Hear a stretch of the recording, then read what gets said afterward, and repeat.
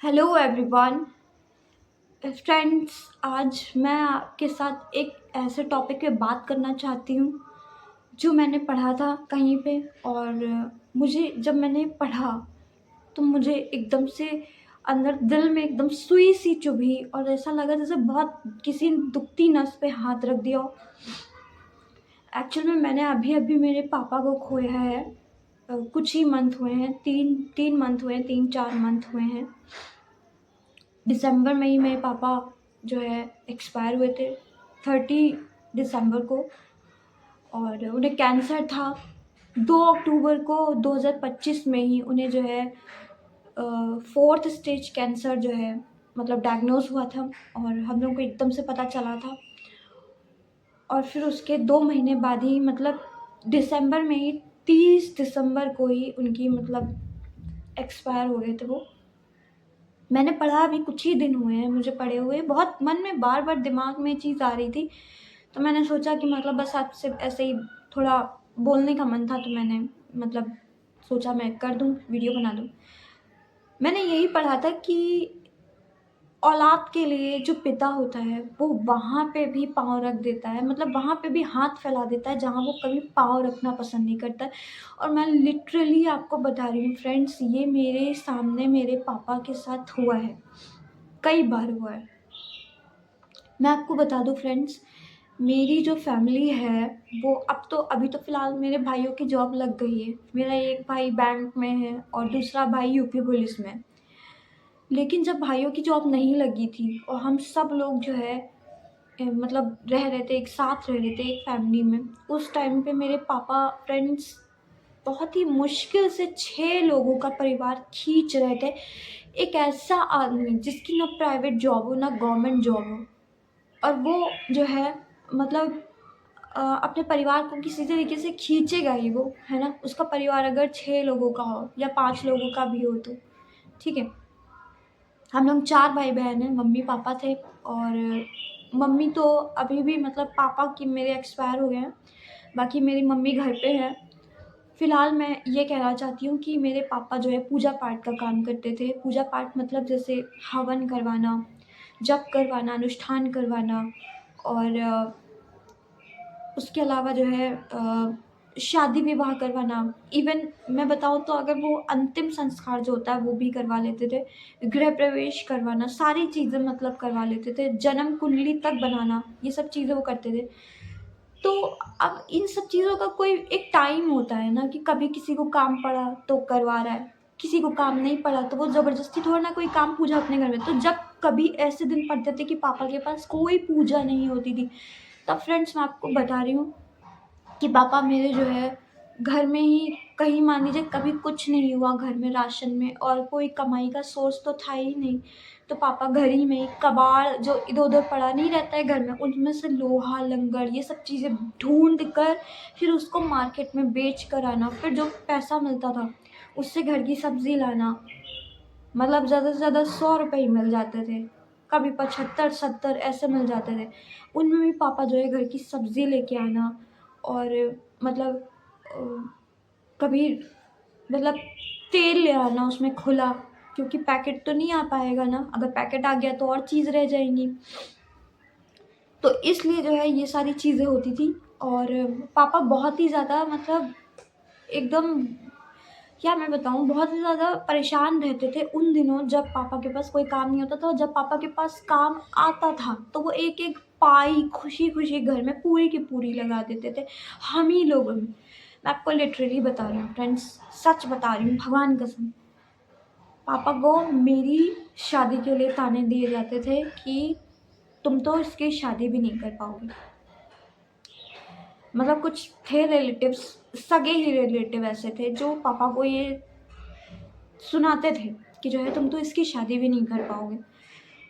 Actual में हुआ भी यही, पापा बहुत जल्दी चले गए, उनके सामने मेरा कुछ हुआ भी नहीं शादी वगैरह।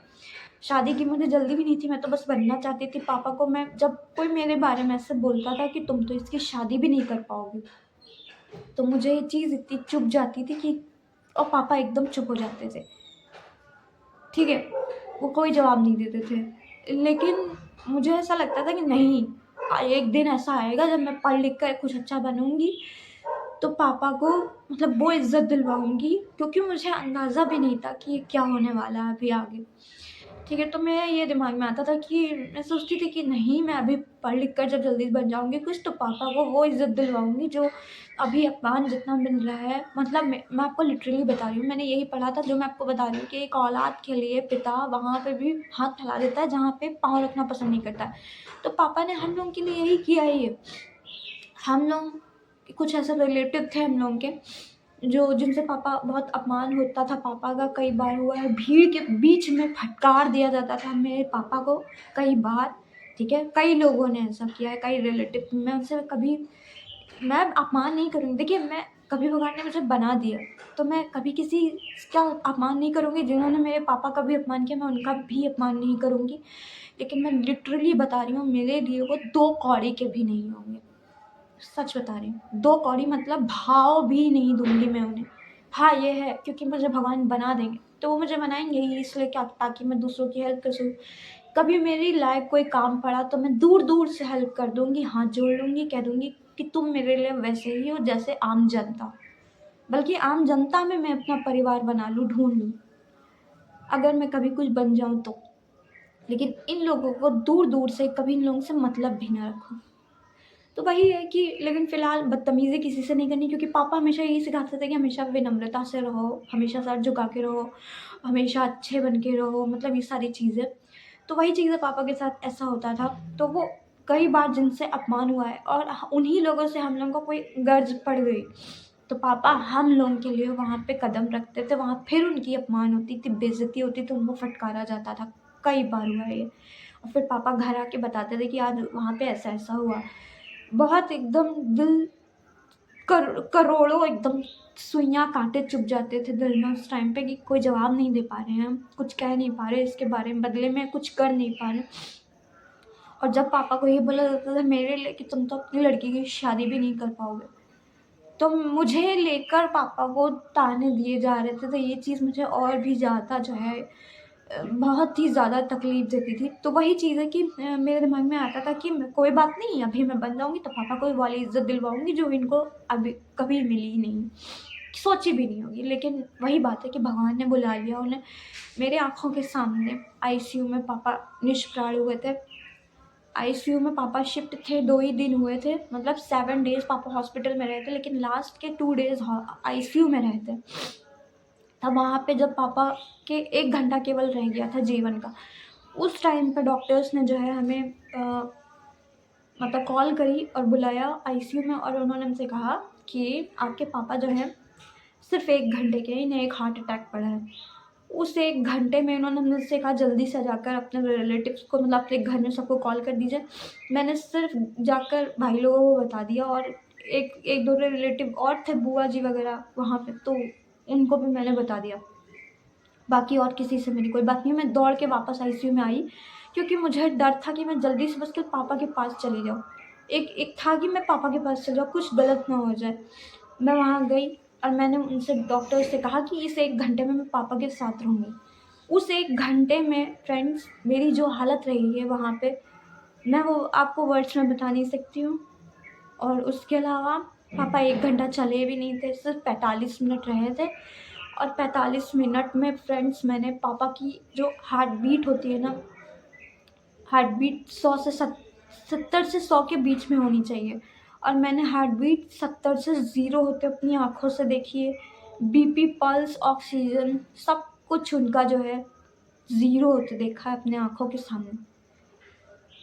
तो ये चीज़ जब हो रही थी, जब पापा का सब कुछ माइनस होता जा रहा था, मतलब जब मैंने मेरा दिल जो हार्ट बीट होती है उस पे नज़र थी मेरी, तो वो धीरे-धीरे 70 से फिर धीरे-धीरे 65 हुई, फिर धीरे-धीरे करके और 50 के करीब आई, फिर उसके बाद माइनस होते-होते 49, 48, 46, 47, फिर धीरे-धीरे और मतलब माइनस होते-होते फिर धीरे-धीरे करके जब 10 पे पहुँची, मेरी हालत उस समय बहुत ख़राब थी।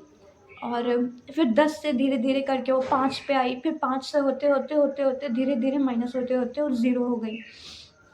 और फिर उसके बाद जो डॉक्टर्स थे, नर्स थे, जब 10 थी वो हार्ट बीट वग़ैरह, तो डॉक्टर्स और नर्स सारे आके पापा के बेड के आगे खड़े हो गए। मैंने एक नज़र बेड के पास वहाँ डाली तो सारे डॉक्टर्स, जो 3-4 डॉक्टर थे और नर्सें थी, सब खड़े थे वहाँ पे।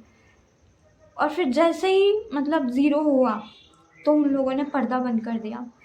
मतलब ये कि मेरा और मेरे पापा का, जब पापा का जहाँ बेड पड़ा था वो पूरे पर्दे, कर्टन होते हैं ना, उनसे कवर होता है। तो जैसे ही ज़ीरो हो गया, मेरी नज़र पड़ी कि ज़ीरो हो गया सब, और फिर तुरंत मैंने डॉक्टर्स की तरफ देखा, उन लोगों ने पर्दे बंद कर दिए, मतलब पर्दे खींच दिए।